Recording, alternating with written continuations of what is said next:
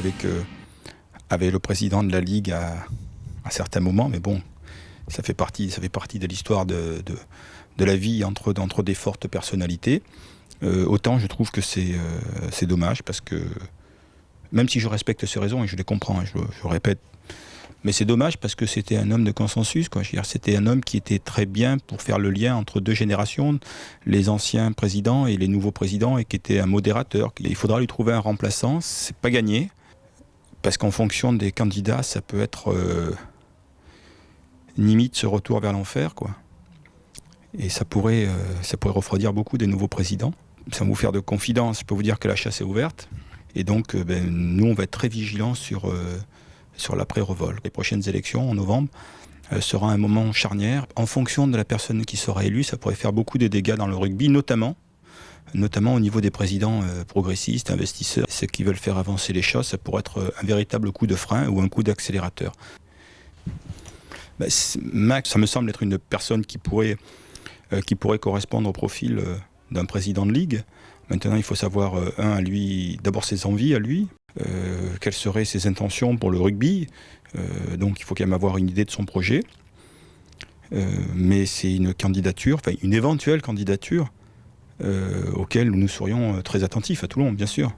D'autant que, je vous rappelle quand même qu'il y a quelques dossiers très importants dans les années qui viennent. C'est les droits télé, toujours, qui sont un élément moteur pour le rugby, et c'est la négociation de la nouvelle H-Cup avec le RC, et puis c'est la nouvelle négociation. Je vous rappelle que le top 14 est une concession faite par la Fédé, et que ça se rediscutera dans pas très longtemps.